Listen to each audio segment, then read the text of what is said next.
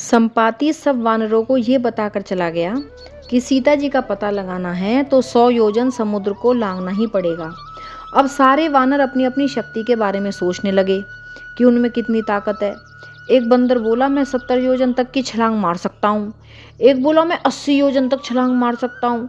तीसरा बोला, मैं 90 योजन की छलांग मार सकता हूँ। सब अपनी अपनी बड़ाई करने लगे। जामवंत जी ने सबको डांटा, कहा, अरे 90 योजन पर जाकर समुद्र में डूब कर नहीं मर जाओगे? 100 योजन से एक भी कम नहीं चलेगा, 99 भी नहीं चलेंगे, पूरे 100 योजन की ही छलांग मारनी पड़ेगी। अंगद कुछ सोचते हुए बोला, मैं 100 योजन की छलांग तो मार लूंगा, लेकिन वापस आने का मैं पक्का वादा नहीं कर सकता।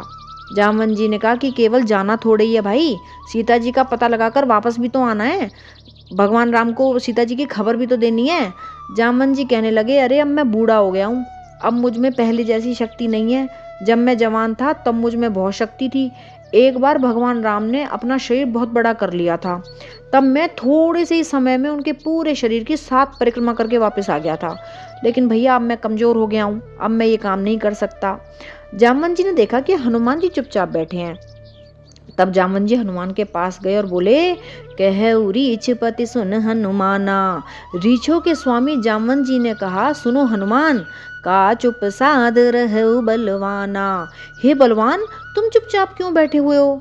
पवन तने, अरे तुम तो वायु के पुत्र हो। पवन तने बल पवन समाना, तुम पवन के पुत्र हो, इसलिए तुम्हारी शक्ति, तुम्हारा बल पवन के समान ही है।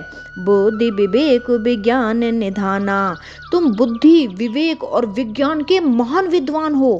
कवन सो काज कठिन जग माही, जगत में ऐसा कौन सा कठिन काम है जो नहीं होई तात तुम पाई, जो तुम हनुमान नहीं कर सकते। राम काज लगी तब अवतारा, श्री राम जी के काम करने के लिए ही तो तुम पैदा हुए हो। राम काज लगी तब अवतारा, सुनते ही भयउ पर्वताकारा। ये सुनते ही हनुमान जी पर्वत के आकार के हो गए, अत्यंत विशालकाय हो गए।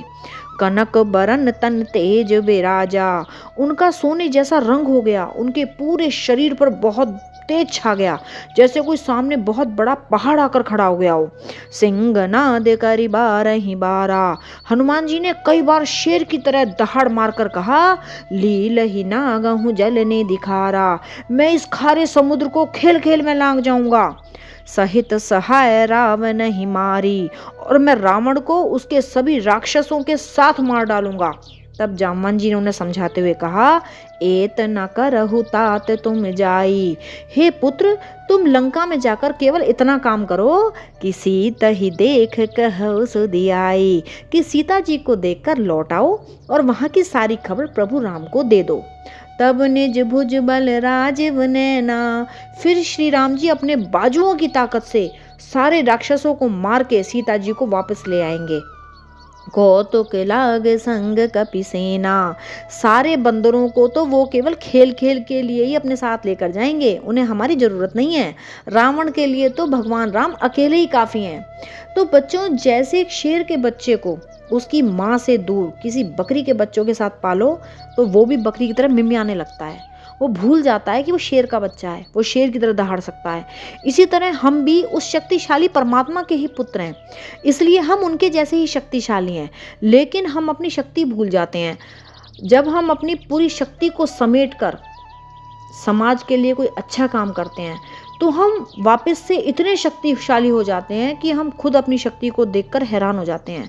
जैसे जामवंत जी ने हनुमान को जब ये याद दिलाया कि वो पवन के पुत्र हैं, इसलिए पवन जैसे शक्तिशाली हैं और उनका तो जन्म ही प्रभु राम के काम करने के लिए हुआ है, तो हनुमान जी की वो शक्ति जाग गई और वो पूरी ताकत से सीता जी का पता लगाने के लिए चल पड़े। तो ऐसे ही ईश्वर की सारी शक्तियां हमारे अंदर ही हैं, बस हमें मजबूती से अच्छे रास्तों पर चलने की ज़रूरत है, मेहनत करने की ज़रूरत है, अच्छे कामों को करने की ज़रूरत है। जब हम सही रास्ते पर चलते हैं, समाज की भलाई के लिए काम करते हैं, तो ये शक्तियाँ अपने आप जागने लगती हैं और हम मजबूत बनने लगते हैं।